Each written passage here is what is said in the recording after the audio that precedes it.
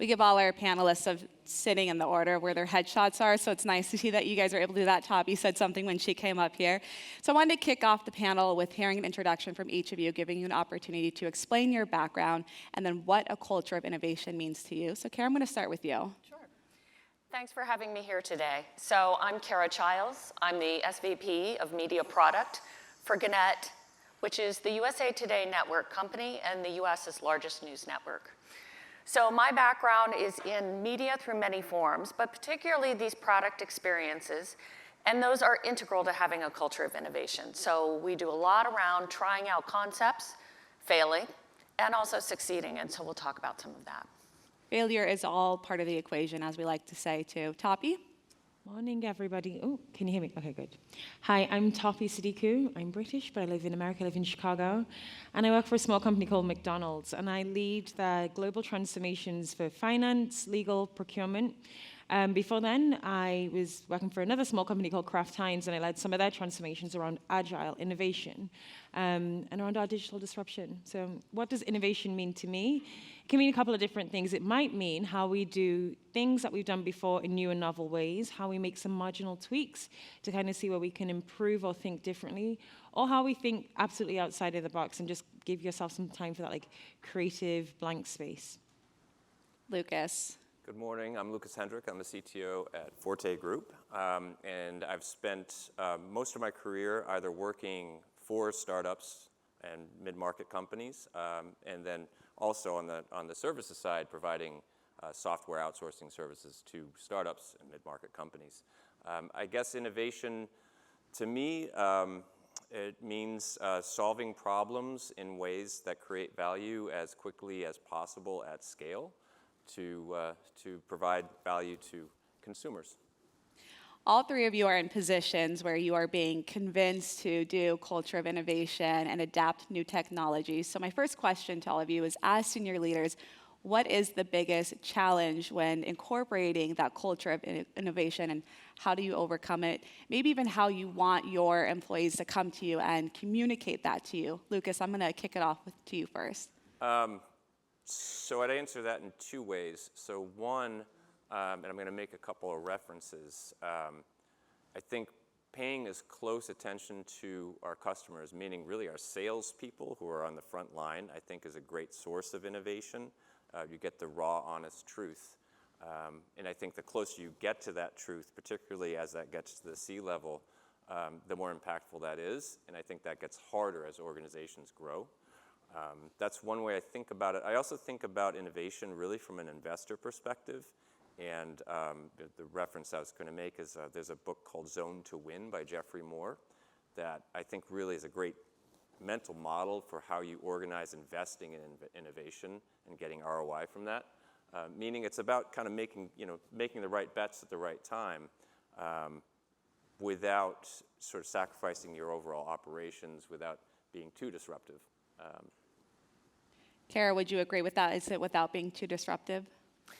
I agree. I think it's creating the necessary tension of introducing ideas that will cause a transformation of how we're working or what we're offering our consumer, but also making sure that the team is prepared to realize that's not necessarily going to happen overnight, that they can start with yes, experiment with ideas, and then let the data lead us in the right direction in terms of how they go, that it is not a binary, this is all in or nothing. And I think once they realize there's that freedom to explore, that we are going to look for those signals that this is something we should pursue and continue to build on, then we feel like people are much more receptive to thinking about this from an exciting point of view and not just the stress or the chaos of change. Tope, speaking of being able to build on that and be a chaos of change, one of the things that you're dealing with is being able to show that there's a new mentality. Yeah. I'm just listening to the conversation and I was thinking, like, what is the biggest challenge? There's a ton of things, right? There's like, what are the models that you use? What's the process? Like, are we using stage gate? How do we monitor success? What's our acceptance criteria? When do we decide to kill something? I would like to talk about that at some point. But the biggest thing that's like in my mind right now is, so a lot of my work is looking at how we organize McDonald's to achieve our strategic objectives. We have like ambitious goals. I think right now we have like 40,000 restaurants. The goal is in the next maybe about 2 years, just over 2 years, to increase by 25%. So that's like another 10,000 restaurants. And sometimes I'm like, where would they be? Like, really, I actually don't know. I was in Egypt recently, and I was at the pyramids, and like, if you take a picture from a certain angle in the pyramids, there's a McDonald's in the background. I literally feel like every bit of real estate is almost occupied. So even thinking about what that looks like, but when it comes to the work that I do, which is around our structure, we're always talking about different components and what does a market do versus like a head office versus like a shared service center. And we're always trying to make sure we have the right bits of work in the right place. And a lot of it is through like looking at efficiencies and how we like optimize the company.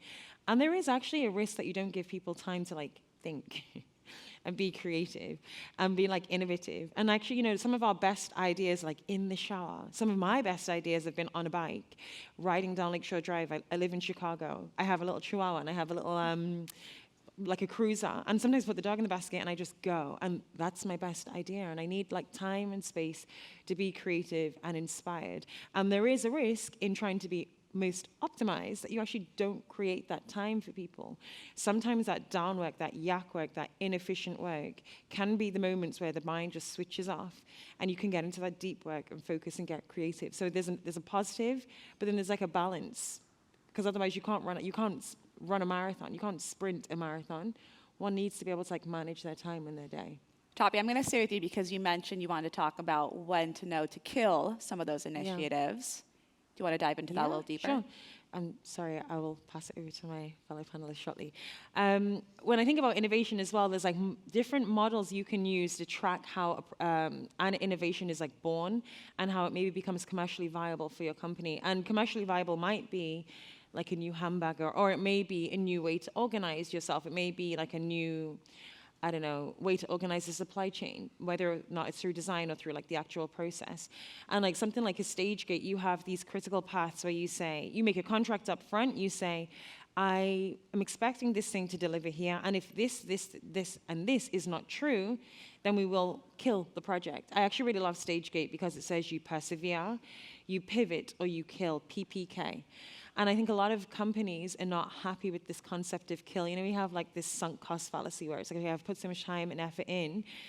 Maybe if we just keep going, it might not be so bad. So probably that's where I was going around this, like being clear on your criteria to kill and being confident to say, actually, this is not delivering what we thought it would, and we can't even marginally tweak it, so therefore we kill. I like so recommend people look into the stage gate process.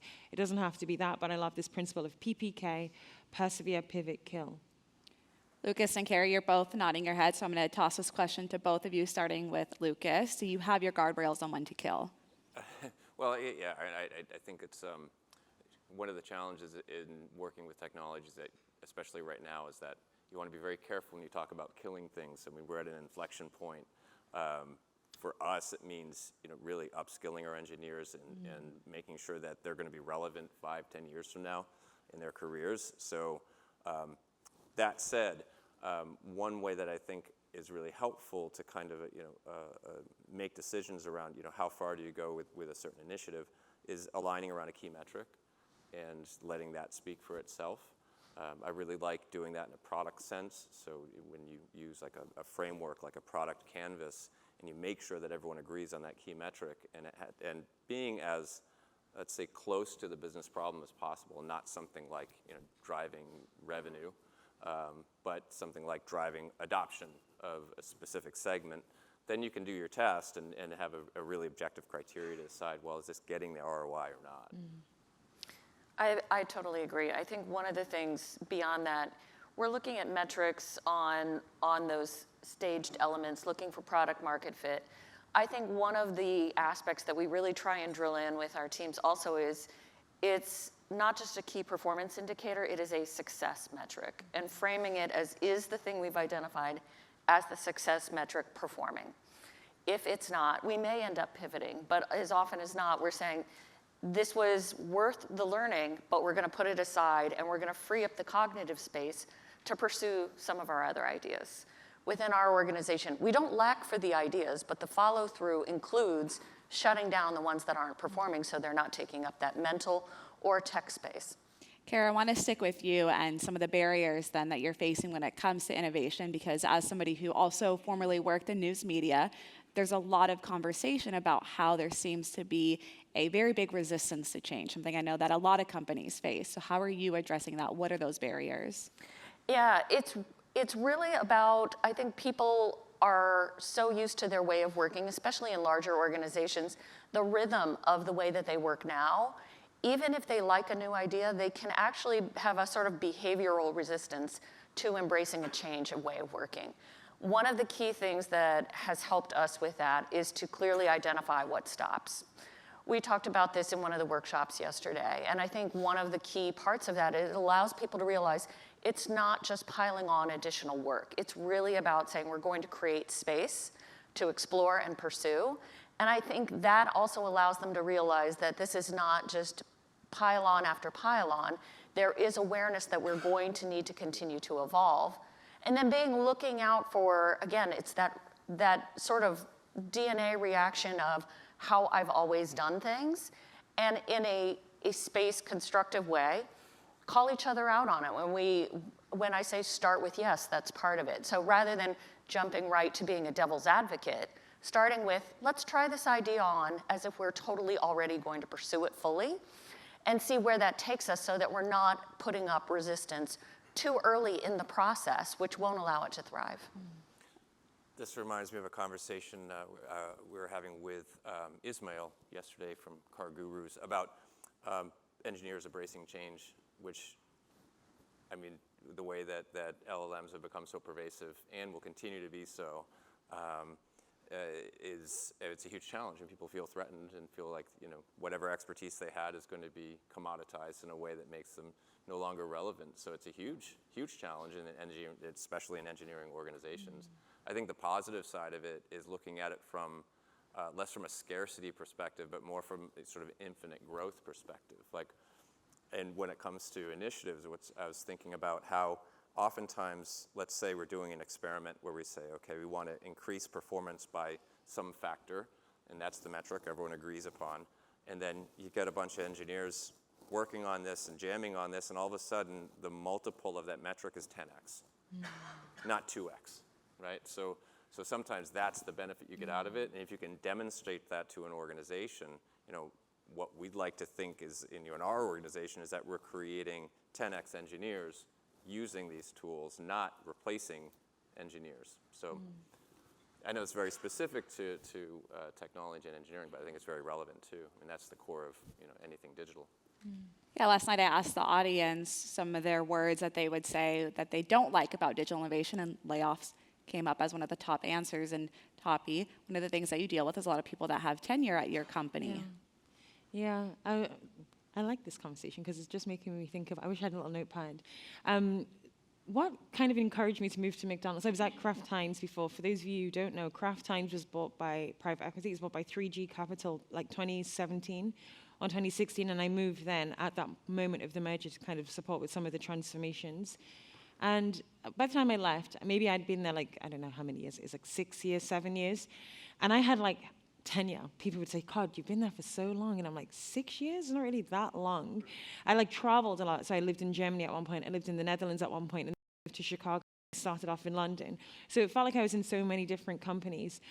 And I just thought there's something that's missing when you don't know like why decisions were made. You can know on a short-term basis, but like why were certain decisions made at that time? And maybe it was based on the time, or also just might be based on the culture. And what I really love about McDonald's is that people have been at McDonald's for like 25, 35, like a long time. And McDonald's actually sincerely rewards that. McDonald's like thinks on a long-term horizon.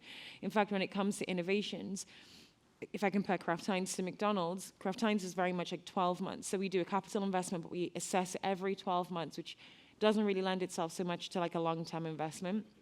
McDonald's looks at like the length of a project. So some of our transformations started in 2024 and they'll end in 2027. And we're always looking on that long-term horizon. So that, I guess if I reflect, I think that's a big selling point because people have been there some time, they know why. And we think about things on this longer-term horizon, not fiscally bound. So sometimes one may think, actually, then how do you think different if you've only ever grown up there? A lot of people maybe have started in a restaurant and maybe found themselves in the head office, or they came in straight from school and they've kind of grown up through the company. But I think there's a good way to balance it, because we work quite well actually with like consultants, and we bring in that external perspective. Like we literally open the windows and let the fresh air in, even if you've lived in that house forever. And I really, really do love that. I mean, another way to combat that is actually to surround yourself in these type of spaces as well. So in Chicago, I do a lot of work with a company called Chicago Innovation, or a group called Chicago Innovation, where we are continually like challenging one another and like encouraging one another to think different. And one time I was going down a path of like caterpillars, and why if you put mango on a leaf for a caterpillar, or like replicated in its DNA. And my husband is like, why were you interested in that? And I thought, I actually don't know, like I'm just curious. But surrounding yourself around curious people who bring in these outside and novel ideas. McDonald's actually does that very well. Like they formalized it through that consultants, but there is just a way that you can naturally expose yourself to different ideas. Lucas, going back to what you were saying about your engineers and adding on to what Tope was saying, she said that explaining why can make a really big difference. How have you seen that explaining why has helped? I think I'm going to answer it a different way. And first, I have to say we have an office in Chicago that we should. Yes. I would love to go to one of these Of meetings. course, it's definitely so. The multidisciplinary aspect of that, I think that's being played out in the technology sphere in terms of how you have more and more, I think, chief product technology officers. So it's no longer a separate thing, technology and business. And this trend started years ago, but I think having a multidisciplinary outlook where you're mixing from different domains is going to enable a lot of growth and innovation with technology. And having that, more of a product mindset is enabled by the ease at which we'll be able to quickly experiment. So, we use LLMs all the time generating code. A lot of that is throwaway code and experiments. So it's not actually, presenting a risk to our customers or, introducing anything that's not mature, but having those tools available so you can sketch all the time and build these things. And last week I built a React app in 15 minutes using ChatGPT just to test an idea. I would have to sit down for half a day maybe to do that otherwise. So that is going to be a huge enabler. But I think it's multidisciplinary thinking. It's going to get us closer to actually solving business problems and not solving technical problems only. Yeah, and might add, I love the question on the why. I think everybody needs a why. I'm in general not a person that does anything in vain. I don't eat anything. I don't listen. I do not just randomly consume anything in my life, even if it's content, ideas. I'm very intentional. And I think there's something about a why enables that goal congruence. Are we all in pursuit of the same goal? Because there are times what I love about innovation is that it might look different for me than it looks like for you. Maybe the way I would solution a problem might look different. And then there's that negotiation. But you need to know what you're negotiating for. And I think that goal congruence aligns. It takes you through the storm. I remember when I first finished university, I worked for the Waltons. And I didn't even know anything about, I just didn't know anything about retail, but it was the customer was always first. So even if there was a moment of disputing, whatever we did, if we're looking at internal audit, if we were looking at property finance, it was in pursuit of this universal goal that the customer was always first. So the customer is always first. So otherwise you can innovate for innovation's sake. I might say, oh, look, here's a new soap, ketchup-flavored soap for McDonald's. We don't, that just wouldn't fly. It's not what the company needs. So I think there's that need for goal congruence and that clear articulation of why that helps you weather the storm. Yeah, we take a similar approach within our organization where particularly the cross-functional product triad, the engineering, design, and product management forces, they have to be able to answer, why are we doing this? Why are we spending our time, our energy, our resources on this effort? So that they can feel confidence in that we are business aligned in what our approach is going to be. I think partly where we've evolved our innovation approach to this, though, is how our situation has changed post-pandemic. In the turbulent period immediately post, a lot of our why was keeping the business afloat and alive. And so a lot of the thinking really came to a very quick, the why was a shortcut or shorthand to revenue. But that's not what's going to grow the business or move it forward, especially with the emerging technologies that we're all talking about yesterday and today.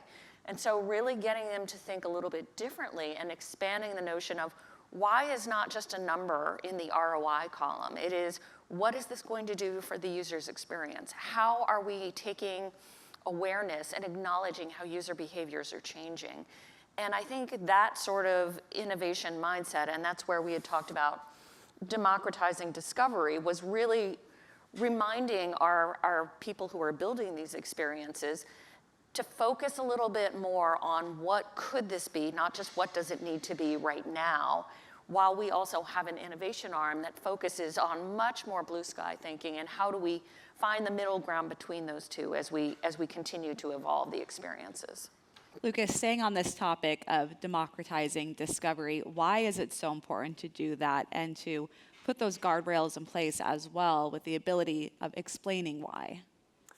Yeah, I'm not quite sure what we mean by guardrails, but I just think the ability to experiment quickly across the organization is, it's just, we're able to do that so much faster and iterate so much faster now.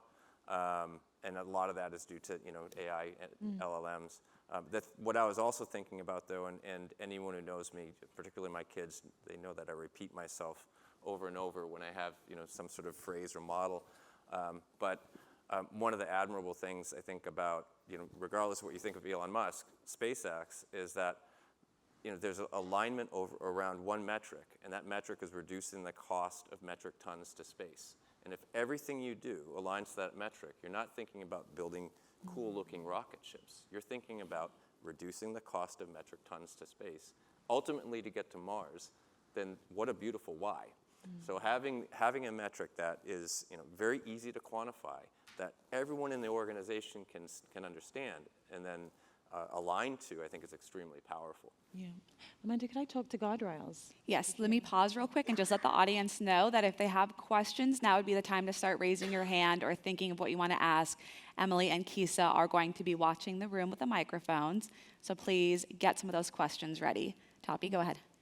By the way, I do love this concept of like this universal goal. I want to address that, but you asked about guardrails, and can I offer what that, like how that comes to life for me in McDonald's? When we talk about design, we actually specifically say these are our design guardrails. So we have a global design in terms of what we think the organization can look like, and then we kind of go to a process called localization, where we begin to share it with like a lot of senior stakeholders, mainly at that like C-suite level, and we say these are our design guardrails. So this is what it is, and this is what it isn't. This is what we can make a decision on. Maybe we want to look at like where activity ownership between certain functions, or maybe we want to kind of make sure that we've got our sizing and leveling assumptions correct. But what it isn't is it is not a redesign. And I think guardrails are so important, especially within innovation. To your point around we are in pursuit of this goal and we are not in pursuit of these other goals. I think it's just so important, like the concept of frugal innovation. I actually really love frugal innovation because it talks about boundaries, and you don't have infinite resources. You have finite resources over a finite period of time, and this is the boundaries in which you operate. So for example, if you gave like a child like sand, water, and you said play, you don't just randomly tell a child play, you give them like the tools to play, even if it is their imagination.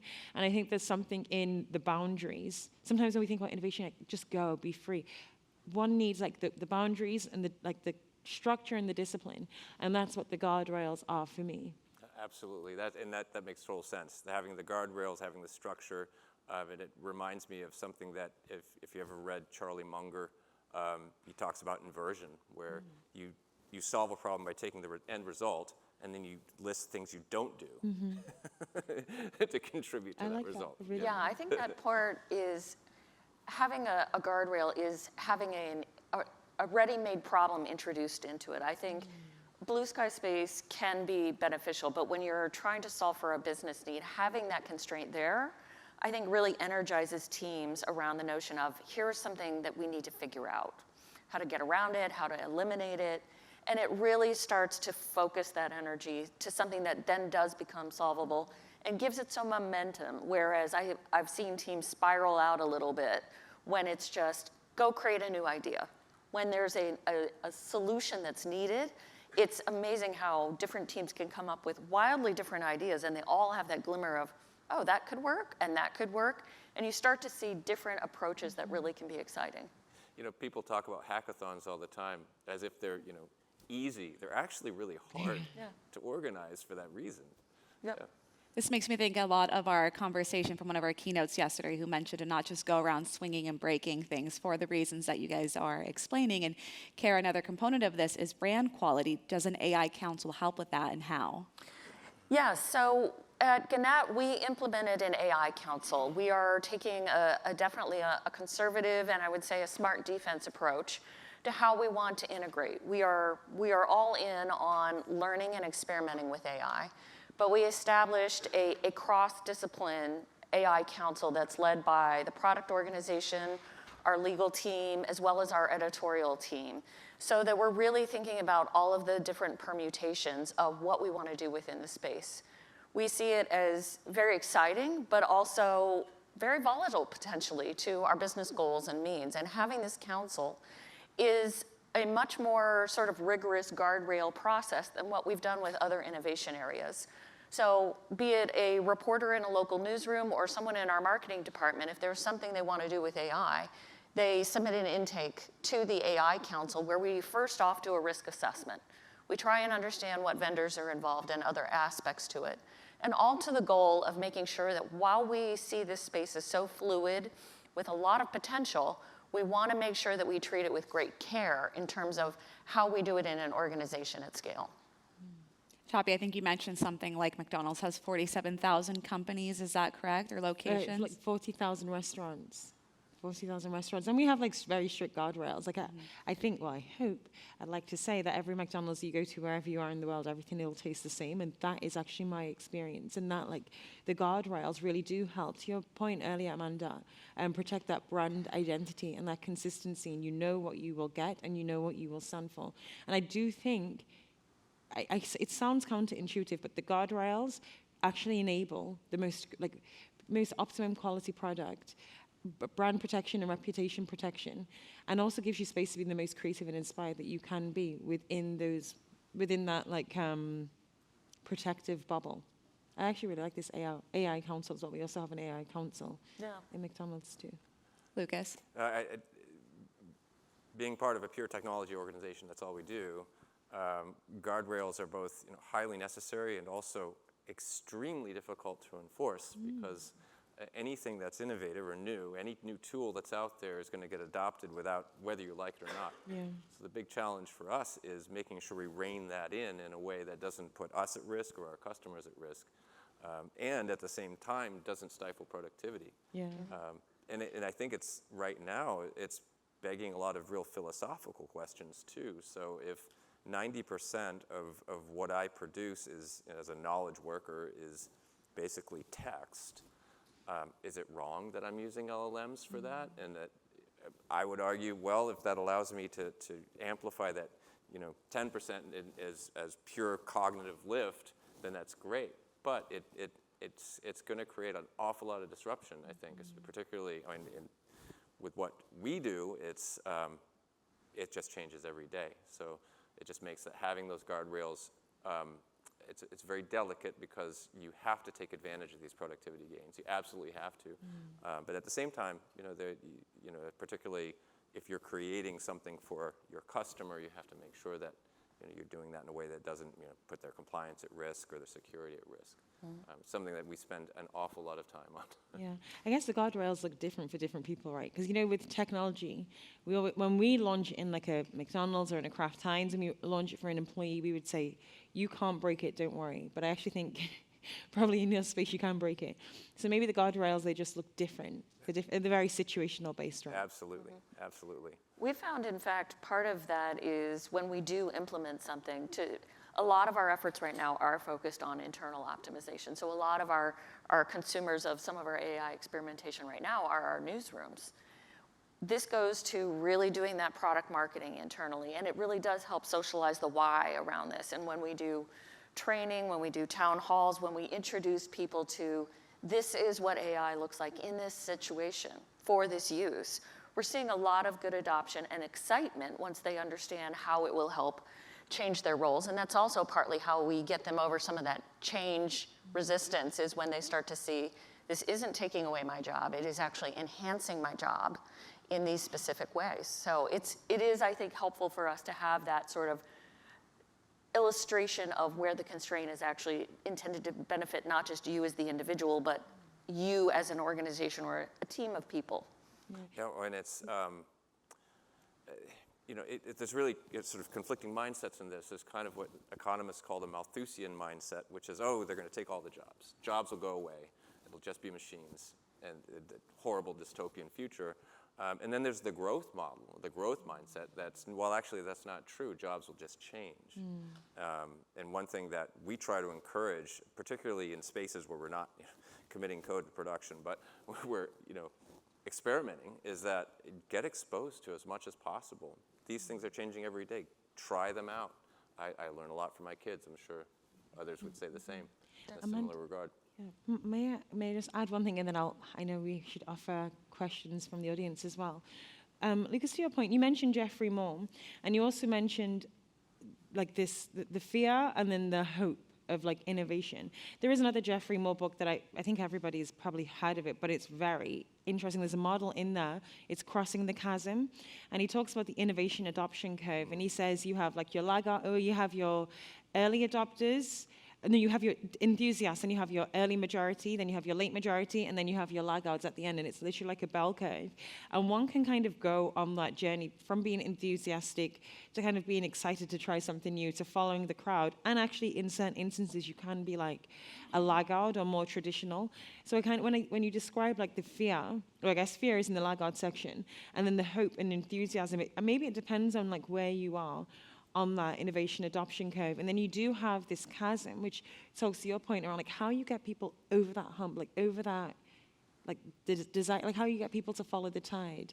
And I think how I use the innovation adoption curve is that we have like archetypes, and we say they're not binary, so people can kind of flow throughout them. And it's important to respect them, acknowledge them, and look for the trigger points on what makes sense. So there's a lot that you can do up front to kind of like even change your language when you're talking to different groups. Do we have any questions from the audience? So there's a hand up here in the front, and then a microphone in the back, I believe. Yes. We'll start with the back. This is working. Yeah. Hi. I had a quick question. I like the idea about the AI Council and guardrails, but can you take me or us to a scenario where once an idea has been elected, how do you take it to its fruition? And how do you ensure that there's a wide range of perspectives weighing in through the process, leading to the end result? It's a great question. Within our council model, we've identified workflows around where an idea goes from intake or concept to completion.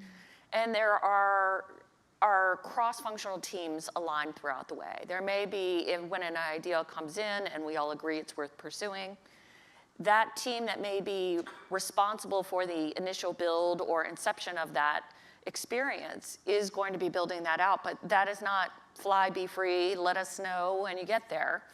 There is a period where they are brought back. How do we understand the results of that experience? Is it something we want to scale out? What has the relationship been like with a vendor? If it's a pilot experience, are we ready to go to a full integration? And all of that is really designed to just make sure that we're not just approving an idea, we're understanding its impact on the business in a much more intentional way than we might do in some of our just quote unquote regular product development. And it's all aligned to also making sure that we do also kill those ideas that was interesting, but it didn't really prove a benefit. So that we can then also very intentionally close that chapter and make sure that that is documented as an explored idea and one that we're not pursuing. So that's helping us put a little bit more rigor around a process that tends to be more fluid in other spaces around innovation. But again, given what we're seeing in the media space around LLM usage, around making sure our content is preserved and protected, we are definitely taking a much more, let's make sure we follow the journey along the way through this council model. So it is not just giving people license, but it's making sure we all understand what the business benefit or impact may be. Yeah. I'm listening to you describe, it's basically like a stage gate. There's so many different models and possibly it's called different things. But you asked about, you said different perspectives, and I assume your council is multidisciplinary. Yep. So that's how you would get those different perspectives. And I guess there's like some form of way that people make decisions, so not one voice overrides the other. I actually really like that.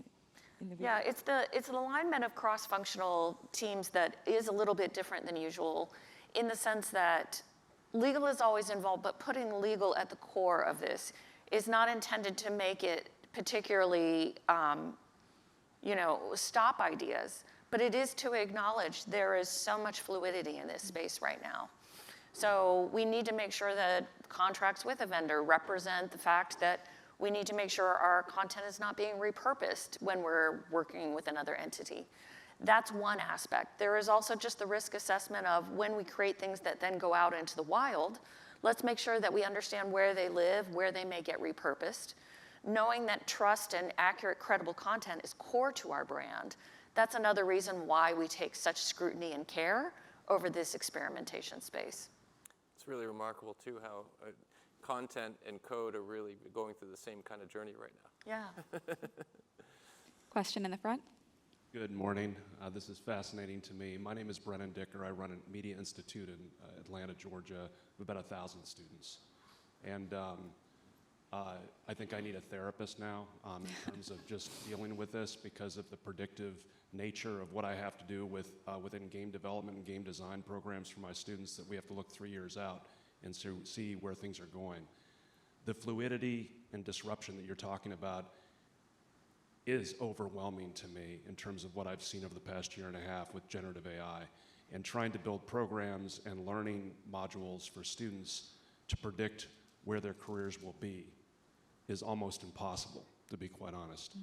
And so my question, again, I'm very excited about what I see in this space of innovation, specifically in entertainment, whether it's game design or film and television or the areas that I know of, but to what end? Because this is the first time in human history we've created something that's smarter than us.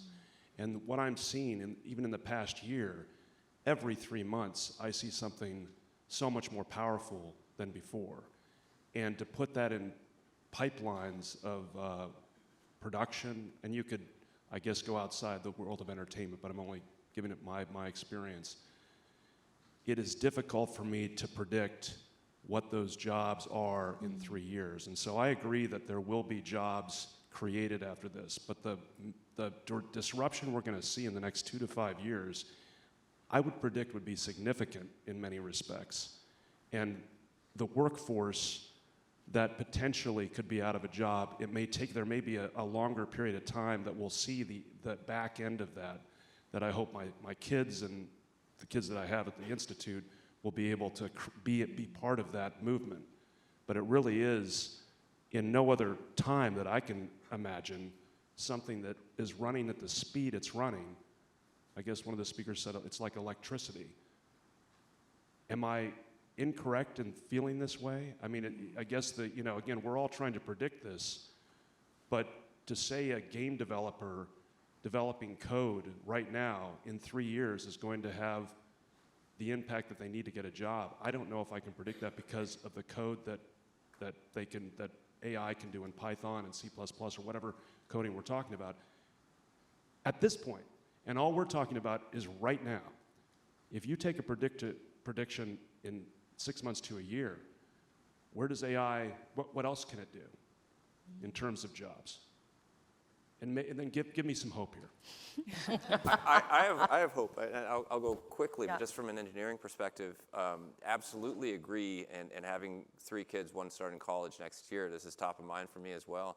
I encourage everyone, my children, people I might be a mentor for, anyone in our company, to experiment as much as possible, become familiar, and play. Use LLMs, understand how they work, because I think it's a toolkit. And while I think yes, it feels as though we're moving towards something that's much more intelligent.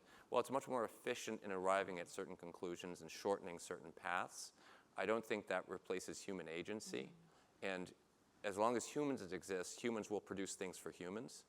So again, I have an optimistic view of that. And on the other side of it, what we're seeing is that data is the fuel for this. And data as an asset has skyrocketed in value since we started training LLMs at scale. So there's engineering involved in that. And every company that I talk to, no one has the perfect data architecture yet. So think about plumbers. Yeah, if I can just add to that, we don't do 12-month roadmaps for AI. Who would? Couldn't. But the thing that I've seen consistently, be it an engineer, a designer, or a product manager, the best ones are insatiably curious. They are highly adaptable. They are passionate about figuring things out. And they've had typically kind of interesting careers and come up with usually the most interesting solutions in the room. Those skills are always valuable. It may be they need to learn a new language in terms of what we code on, or they may need to fit into a different role. I myself did not grow up saying, I hope I get to be a product manager someday. And I tell my nieces, what I do for a living didn't exist when I got out of school. So I think there is a lot of reason to have hope, and I think being ready to just embrace the change or ride the change can be a good thing for your students to do. Tope, do you have some hope to add? Well, I'm hearing, especially from you, Lucas, is this concept of like behavioral skills over technical skills, like play. I really love that you said that, because if I was to describe myself, I hope to be soft and never hard, as in to be slow to form an opinion and quick to change my mind should I be presented with new information. And I hope to play. I think I play in work every day. Like, laughter is very important. And I guess what I'm hearing as a universal thread is more emphasis on behavioral skills, like creativity, agility, even like what does agility really mean? I would lean more to like these behaviors as opposed away, and not that technical skills aren't important. For sure, if you want to be a doctor, you should probably like go to school and do that well. But I think we've got to find that balance between behaviors and technical. In fact, when I hire for my team, I'm looking for behaviors, and I think the rest we'll figure out. And this is what we're doing now. It might just change later on anyway. So whatever you know in the past is not so important to me right now. Play is good for your industry, too. Oh, yeah. I believe we have a question over here on the left. I have a question for Kara. You mentioned about the guardrails and how an AI council can be established within an organization and have an intake process. So we have something like that in place in our organization as well, given that we are a highly regulated industry, and we need to have those strict guardrails in place. But one of the challenges that we are seeing is consensus from all multifunctional, multidisciplinary groups that need to join in and, spark the idea or spark the process so that we can take it to fruition, right? So what are some of the challenges that you have faced within this AI Council, from when you get a business case and when you want to solve for it, and the too many hats because everyone wants to do it. It's like, everyone has a goal in their development plan that they want to do something AI. So how do you, just cut off the noise and actually make sure that it gets done, get consensus? Yep. Very briefly, I think a couple of things help us through this process of getting it established and stood up and momentum with it. One is we identified the super users across the organization in these multiple disciplines, not just by functional area, but the people who were enthusiastic and ready to lean in on being a part of this council for a period of time where it meant, yes, this is going to be an extra thing on your plate while we identify how we stand this up. I think that's part of what we looked for in these individuals as more senior leaders on the team is they have to set that, carry the banner, if you will, of making sure that they understand this is not one person's passion project, this is something we're doing as a company. I think as part of that, that also then meant how we stand up the processes for this. Everyone loves standing up processes, right? But it was critical to getting this right. And so you started with that piece so that whether we call it stage gates or we call it an intake or approval flow, it was really important for people to understand that this was not going to be by fiat. There was going to be a specific way to approach these things, and we were going to socialize this with everyone across the company so that they understood whether they were that individual contributor in one of our branch newsrooms or if they were someone in corporate in a more senior role, the process is the same in this case. And all of that being very standardized, some of it is you've got to have the patience to let it take the time to mature. So continuing regular meetings, continuing to stand up these is partly how it just started to suddenly look back and you realize it's running. But having that patience is critical too. Do we have any other questions? All right, since this became a little bit of a group therapy session after a question from up here in the front, I thought I would let you all have an opportunity to leave the group with some final advice or your final thoughts. We'll start with Lucas. Oh, advice. Yeah, I guess I embrace everything that's happening right now, and I think if we embrace positively with guardrails, but at least demonstrate that behavior in our organizations, I think that's going to really help with a lot of the potential fear that this change generates. We are at an inflection point. No one really knows what's going to happen 6 months from now, or even a month from now. And but I think demonstrating as leaders that we embrace this as a growth multiplier for our business, in our personal lives. I mean, I think that's probably the best advice I could give. Tope? That's what I try to do. I like that one, embrace. I'm going to take that as my word. What popped into my mind was that you always have 5 minutes. Always have 5 minutes, whether it's to just sit in that little bit of discomfort. I do believe that greatness lies on the other side of discomfort. Sometimes we always try and avoid the little bits of discomfort when we don't understand things or when we maybe have a misunderstanding with somebody. Whatever it is, you always have 5 minutes. Kara? Getting people to embrace innovation, I think, takes clarity, confidence, and purpose. I think that confidence helps people see that you're moving in the right direction, and hopefully that confidence is underscored with data-informed intelligence so that you're not just moving by your gut, you're moving by things that you have reason to believe support the business. And it also allows you to identify purpose as part of that why. And I think all of this is really to help people understand that we're going to move in a direction. None of this is going to stand still. So moving with it intentionally will actually help people come with you rather than resist. Kara, Tope, and Lucas, thank you so much for kicking off our conversation nice and early this morning. And thank you to my panelists as well. Thank you.